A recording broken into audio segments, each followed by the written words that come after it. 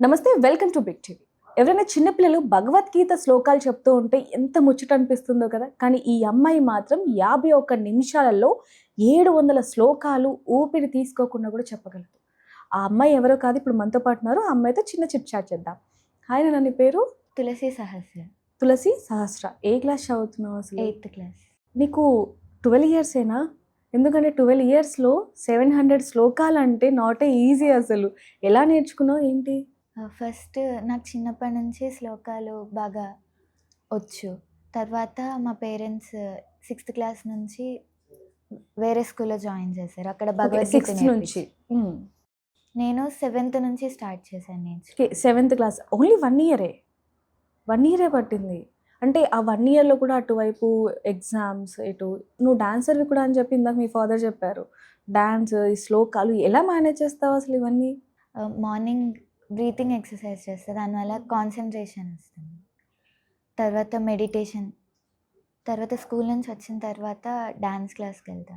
తర్వాత కొద్దిసేపు భగవద్గీత చదివి డిన్నర్ చేసి పడుకుంటాను. ఓకే, అంటే బిజీ షెడ్యూల్ అనుకుంటాను ఇది, నాకు తెలిసినంత వరకు కదా. సో అంటే పొద్దున 5 నుంచి 10 వరకు హడావిడిగా ఉంటుంది కదా. నిద్ర రాదా నీకు మధ్య మధ్యలో? వస్తుంది. Morning 5కే లేస్తావా daily? 5:30 అలాగా. అంటే మార్నింగ్ తొందరగా లేవాలంటే మాకైతే ఇబ్బంది. మరి నువ్వు రోజు మార్నింగ్ లేస్తున్నావు కదా, ఇబ్బంది అనిపించట్లేదా? అలవాటు అయిపోయిందా స్టార్టింగ్ నుంచి? కొన్ని రోజులు లేచేదాన్ని కాదు, ఇబ్బంది పడేదాన్ని. తర్వాత అలవాటైపోయింది. ఓకే, ఏమనేవాళ్ళు మమ్మీ డాడీ? అంటే లెగకుండా కొంచెం పడుకుంటాను అన్నప్పుడు ఓకే సరే పడుకొని అనేవాళ్ళ, లేకపోతే బలవంతంగా లేపేవాళ్ళ? ఒక 5 మినిట్స్ పడుకోమని మళ్ళీ లేపేవారు. ఓకే, అంటే 7th నుంచి కదా. సో ఎలా అనిపించేది అంతా కూడా అటువైపు? అంటే శ్లోకాలు నేర్చుకోవడం అంటే ఈజీ కాదు కాబట్టి స్టార్టింగ్ నుంచి కూడా పదాలు నాలుక తిరగటం కానీ ఇవన్నీ కూడా ఇబ్బంది అనిపించేదా బాగా నీకు?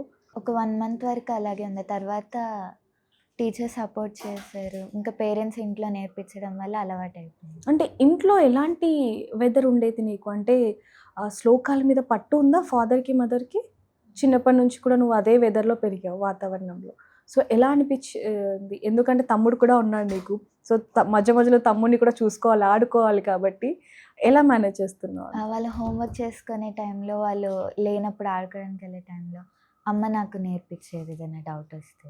1 ఇయర్ నుంచి నేర్చుకుంటున్నావు కదా. ఈ 700 శ్లోకాలు అనేవి అసలు ఎప్పుడు ఫోకస్ పెట్టావు వాటి మీద?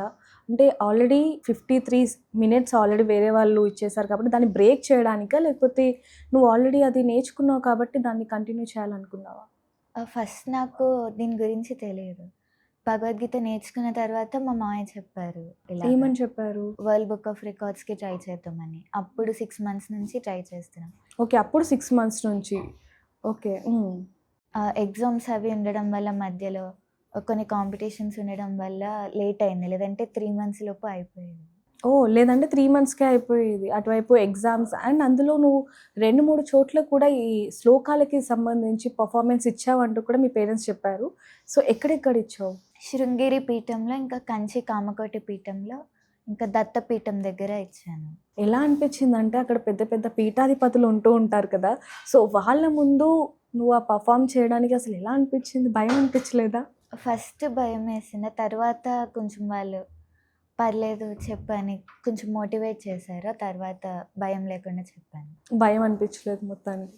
సో చాలా దగ్గర ఇచ్చావు కదా, ఈ 3 కాకుండా. సో అంటే నలుగురిలో చెప్పడం వేరు, 40 మంది ముందు చెప్పడం వేరు కదా. సో వాళ్ళ దగ్గర నుంచి ఎలా అనిపించేది స్టార్టింగ్ నుంచి కూడా? స్టార్టింగ్ చిన్న చిన్న కాంపిటీషన్స్కి వెళ్ళేదాన్ని. మా స్కూల్ లెవెల్, డిస్ట్రిక్ట్ లెవెల్ అలాగా. దాంతో నాకు పెద్ద పెద్ద కాంపిటీషన్స్ అలవాటయ్యాయి కొంచెం అవి వెళ్ళడం వల్ల. అందుకని కొంచెం టైం తీసుకొని పెద్ద పెద్ద వాటికి పంపించారు మా మేడం. ఓకే, అంటే నువ్వు ఇప్పుడు 8th క్లాస్ కదా. ఇటు స్కూల్ అలాగే శ్లోకాలు 2 కూడా కొంచెం కాంపిటీషన్ లాగా ఉంటుందని చెప్పొచ్చు. ఎందుకంటే ఎగ్జామ్స్ ఉంటాయి అన్నీ కాబట్టి శ్లోకాలు కూడా మనం డైలీ ప్రాక్టీస్ చేస్తే కానీ దాని మీద పట్టు రాదు మనకి. మరి ఎలా ఈ రెండింటిని ఎలా బ్యాలెన్స్ చేసావు ఫస్ట్? స్కూల్ 3:45కి అయిపోతుంది. అప్పుడు 3:45 నుంచి 4:30 వరకు క్లాస్. కానీ నేను 5 వరకు ఉండేదాన్ని. ఓకే, అంటే అందరు వెళ్ళిపోయిన తర్వాత నేను కూర్చొని చదువుకునేదాన్ని. రోజుకి 5 to 10 శ్లోకాస్ నేర్చుకునేదాన్ని. 5 to 10 అంటే రోజుకి 5 to 10 అన్నావు కదా. ఆ 5 to 10 ఏమైనా చెప్పగలవా ఇప్పుడు? అథ ప్రథమోధ్యాయః అర్జున విషాదయోగః ధృతరాష్ట్ర ఉవాచ ధర్మక్షేత్రే కురుక్షేత్రే సమవేతాయుయుత్సవః మామకాః పాండవాశ్చైవ కిమకుర్వత సంజయ. సంజయ ఉవాచ దృష్ట్వా తు పాండవానీకం వ్యూఢం దుర్యోధనస్తథా ఆచార్యముపసంగమ్య రాజా వచనమబ్రవీత్. పశ్యైతాం పాండుపుత్రాణం ఆచార్యమహతీం చ ముం వ్యూఢాం ద్రుపదపుత్రేణ తవ శిష్యేన ధీమతా. అత్ర శూరా మహేశ్వాస భీమార్జున సమాయుధి యుయుధానో విరాటశ్చ ద్రుపదశ్చ మహారథః దృష్టకేతుశ్చేకితానః కాశీరాజశ్చ వీర్యవాన్ పురుజిత్ కుంతిభోజశ్చ సైభ్యశ్చ నరపుంగవః. అసలు ఎంత బాగా చెప్తున్నావో తెలుసా? అంటే మామూలుగా నువ్వు భగవద్గీత శ్లోకాలే కాకుండా నారాయణ శ్లోకాలు అండ్ అలాగే వినాయక చవితికి సంబంధించిన శ్లోకాలు కూడా చెప్తూ ఉంటావని చెప్పి ఇందాక మీ ఫాదర్ చెప్పారు. నిజమేనా? అంటే ఎలా, అంటే సాంస్క్రిట్ అనేది నీకు చిన్నప్పటి నుంచి పట్టుందా లేకపోతే ఏంటి? చిన్నప్పుడు బాల వికాస్ అని ఒక క్లాస్లో జాయిన్ అయ్యాను. ఆన్లైన్ క్లాసెస్ చెప్తారు. అక్కడ నాకు నారాయణ ఉపనిషత్తు, గణపతి అథర్వశీర్షం నేర్పించారు. సో అది నేర్పించారు కాబట్టి నీకు కొంచెం ఇప్పుడు ఈజీ అవుతుంది అనమాట. సో ఇక్కడ సబ్జెక్ట్ కూడా మెయిన్ తీసుకోవచ్చు. సో సెకండ్ లాంగ్వేజ్ ఏంటి నీది? ఇంగ్లీష్. ఇంగ్లీష్. సో ఇటు సాంస్క్రిట్, ఇంగ్లీషు, తెలుగు అన్నీ అసలు భలే మేనేజ్ చేస్తున్నావు. అసలు అంత ఓపిక ఎలా వస్తుంది? ఇంత బిజీ షెడ్యూల్లో కూడా తనటు డ్యాన్స్, స్కూల్, మళ్ళీ శ్లోకాలు ఇవన్నీ కూడా అసలు ఎలా మేనేజ్ చేస్తున్నావు? ఎప్పుడు అనిపించలేదా అంటే ఇంత బిజీగా ఉంటున్నాను, ఇబ్బంది అనిపిస్తుంది అని ఎప్పుడు అనిపించలేదా? సో ఇంట్లో వాళ్ళ నుంచి ఎలాంటి రెస్పాన్స్ ఉండేది, ఫాదర్ అండ్ మదర్ దగ్గర నుంచి? వాళ్ళు ఎగ్జామ్స్కి హెల్ప్ చేసేవారు. ఇంకా నాకు ఎప్పుడైనా కాంపిటీషన్స్ ఉన్నప్పుడు అమ్మ నా దగ్గర కూర్చొని నేర్పించేది, శ్లోకాలు అప్పచెప్పించుకునేవారు. ఎగ్జామ్స్ అప్పుడు కూడా నాకు అన్నీ ఎక్స్ప్లెయిన్ చేసేది. నాకు దానివల్ల ఈజీ అయ్యేది. ఓకే. అమ్మ పేరు, నాన్న పేరు ఒకసారి? అమ్మ పేరు శ్రీలక్ష్మి, నాన్న పేరు సతీష్ కుమార్. ఓకే. ఇద్దరు కూడా నీకు చాలా సపోర్ట్ చేస్తూ ఉంటారు కదా. అంటే ఫస్ట్ ఆఫ్ ఆల్ నిన్ను పికప్, డ్రాప్ చేయాలంటే కొంచెం ఇబ్బంది అవుతూ ఉంటుంది కదా. అప్పుడు నాన్న కొంచెం ఇబ్బంది పడేవాళ్ళా లేకపోతే ఏంటి? ఎలా అనిపించేది అమ్మ నీకు? దింపేది స్కూల్. ఓకే. ఎలా అనిపించేది? అంటే ఫాదర్, మదర్ ఇబ్బంది పడుతున్నారు అన్నట్టు ఎప్పుడైనా అనిపించేదా? అంటే ఇంత కష్టపడుతున్నారు, నన్ను ఇంత ఎంకరేజ్ చేస్తున్నారు, నేను ఖచ్చితంగా నేర్చుకోవాలి అన్నట్టు ఏమైనా అనిపించిందా? ఎలా అనిపించేది వాళ్ళ కష్టం చూస్తున్నప్పుడు? వాళ్ళు మోటివేట్ చేసేవారు. ఇంకా కొన్ని రోజులు ప్రాక్టీస్ చేస్తే వచ్చేస్తుందని మోటివేట్ చేయడం వల్ల నేను తొందరగా ఎప్పుడైనా కంప్లీట్ డిసప్పాయింట్ చేయగలను. అయ్యావా? అంటే నేను చెప్పగలనా అసలు ఇన్ని శ్లోకాలు నాకు గుర్తుండట్లేదు అని కొంచెం ఫీల్ అవ్వటం, ఏడవటం కానీ జరిగాయా? ఎప్పుడు? రీసెంట్గానే 6 months బ్యాక్. ఏం జరిగింది అసలు ఆ రోజు? ఇప్పుడు చెప్పలేను, నాకు గుర్తుండట్లేదు అని ఏడ్చినప్పుడు మేడం చెప్పారు, 6 months 1 year ఎంత కావాలంటే అంత టైం తీసుకో, బాగా నేర్చుకున్న తర్వాత చెప్దు కానీ అన్నారు. నేను 3 monthsలో చెప్పాను, కానీ ఎగ్జామ్స్ అవి రావడం వల్ల 6 months పట్టింది అన్నీ చేయడం వల్ల. అంటే నువ్వు స్టార్టింగ్ నుంచి ఇప్పటి వరకు కూడా టీచర్ని కొంచెం, అంటే ఆవిడ నీకు బాగా సపోర్ట్ చేస్తున్నట్టున్నారు. అసలు ఎవరు, ఏంటి? మేడం పేరు వేదాంతం Vishnupriya miss. Miss Hindi, Sanskrit చెప్తారు స్కూల్లో. మేడం గుడిలో కూడా శ్లోకాలు అవి చెప్పేవారు. ఓ. మేడంకి భగవద్గీత వచ్చు, చిన్నప్పుడు కాలేజ్ ఆ Hmm. టైంలో నేర్చుకున్నారు. అందుకని ఈవినింగ్ 4 to 4:30 ఫ్రీగా క్లాస్ చెప్పేవారు.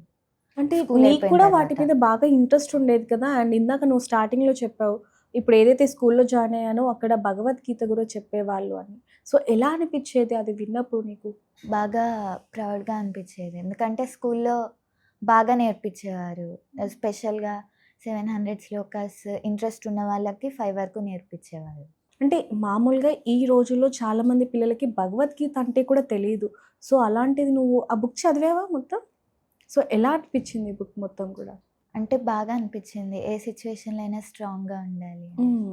అంటే ఏం చెప్తావు? చాలామంది కూడా చిన్న చిన్న పిల్లలు ఈరోజు చదువుకోవాలి అన్నా, లేకపోతే ఫస్ట్ ర్యాంక్ రాలేదనో, లేకపోతే టీచర్ తిట్టిందనో, హోంవర్క్ చేయాలంటే కొంచెం లేజినెస్ అనేది మనకు కనిపిస్తూ ఉంటుంది కదా. సో అదంతా బుక్ చదివాక నీకు ఎలాంటి అనిపించింది? అంటే ఎలాంటి ఫీలింగ్స్ అనిపించింది? అంటే మనం ఏదైనా వర్క్ చేయాలి, దాని మీద కాన్సన్ట్రేట్ చేయాలి, కానీ వచ్చే ఫలితాన్ని ఆశించకూడదు.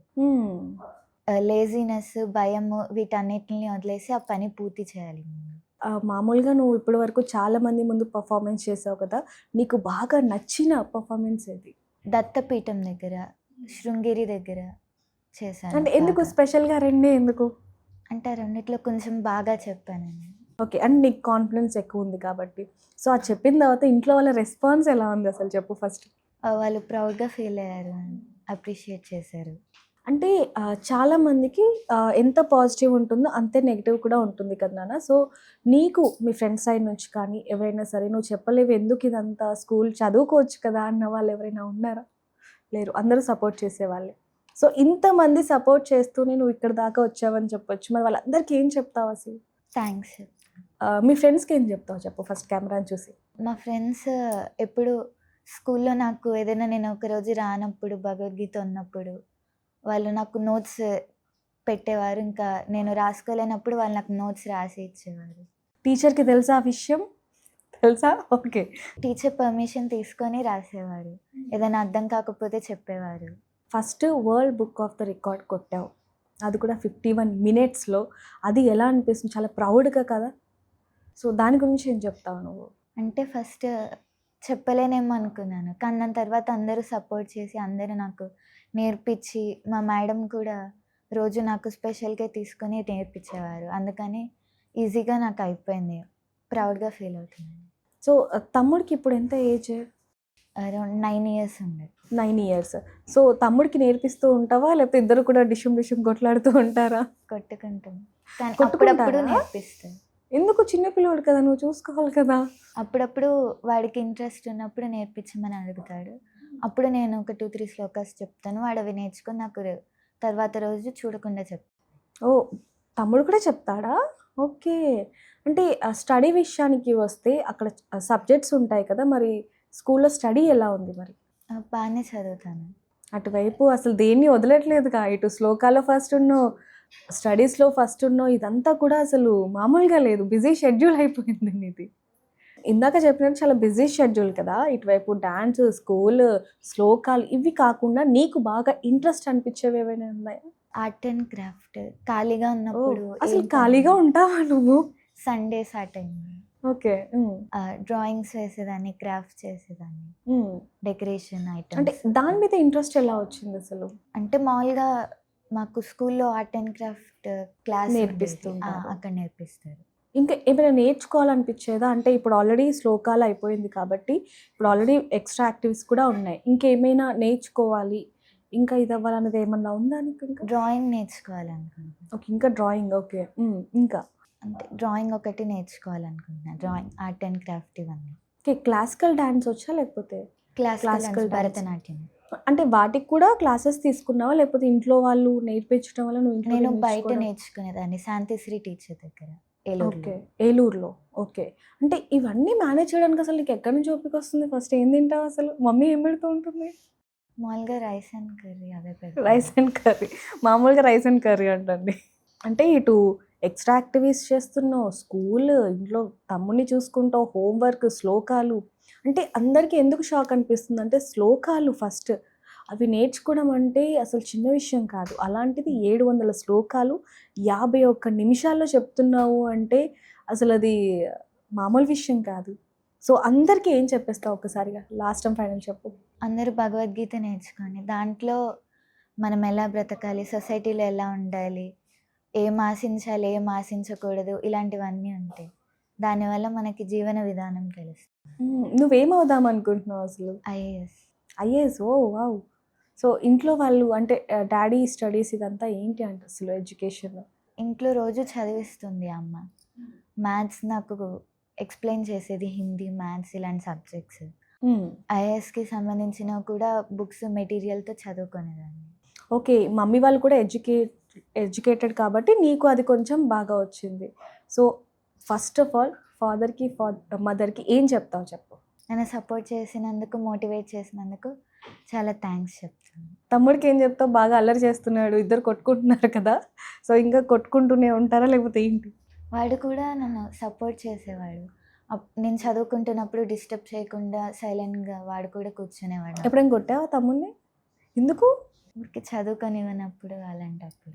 మమ్మీకి, డ్యాడీకి చెప్పొచ్చు కదా! ఎందుకు కొట్టడం చెప్పు? నిజంగా నువ్వు చాలా గ్రేట్ అని చెప్పాలి. ఎందుకంటే శ్లోకాలు అసలు బిజీ షెడ్యూల్ నీది చాలా వరకు. అండ్ నువ్వు ఏదైతే అనుకుంటున్నావో ఐఏఎస్ అవ్వాలని, నువ్వు అనుకున్నవన్నీ నెరవేరాలని చెప్పి మేము మనస్ఫూర్తిగా కోరుకుంటున్నాం. Thank you so much. Thank you. For more videos like this, subscribe Big TV channel.